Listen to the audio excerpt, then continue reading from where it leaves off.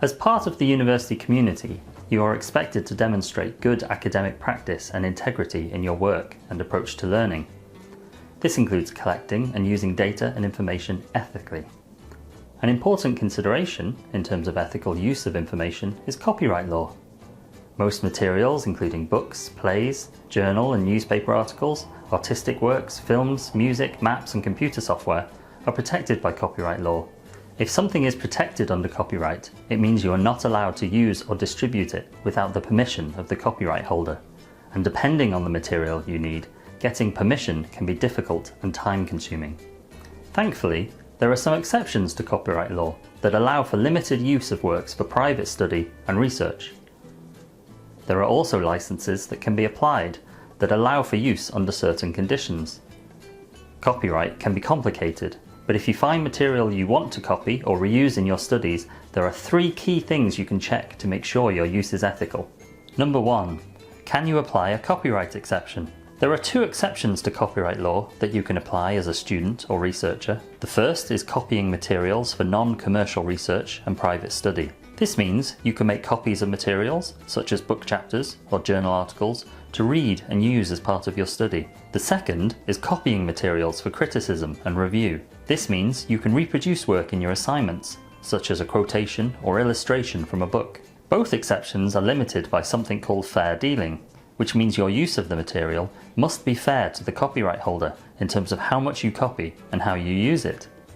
Copying a chapter of a book or quoting a small extract from an article would be considered fair use, but copying an entire book or reusing several images for decorative purposes would not be ethical. Number 2. Has a license been applied to the material? The university holds several licenses which permit staff and students to reuse some copyrighted material for the purposes of teaching, learning and assessment. For example, scanned articles or chapters shared in your reading lists are covered by something called a CLA license.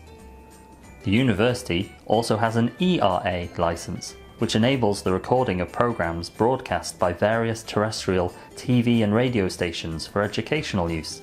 This means you can use clips of TV programs, films and podcasts from free-to-air channels such as BBC, ITV, Channel 4 and Channel 5 in your presentations and projects. Number 3. Can you find an alternative that is copyright-free? Some material available online is free and open to use for your study or research. Look out for material badged as Open Access, OA, which has no or limited restrictions applied and can be read, copied, distributed and used in education and beyond. Some databases index materials that are copyright clear or free to reuse. They use a Creative Commons license to show you how you are allowed to use the materials they contain. There are 6 different licenses, each of which allow for different levels of reuse. CC, for example, allows you to reuse the item if you give acknowledgement to the creator. A CC0 license places the material in the public domain, meaning you can reuse it with no conditions attached. Whichever option you choose, it's important to remember that when you use someone else's work in your assignments, projects, or research, you must acknowledge and reference it appropriately.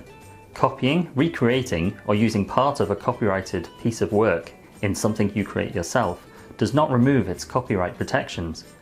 Copyright still applies when you take a photograph of a piece of art, use part of an illustration in a larger work, or make your own graph or table with someone else's data. It's also important to note that you may need the copyright holder's permission to use material if you plan to publish your work in print or online, for example, as a website, exhibition, or article. To find out more, visit the Academic Skills Kit.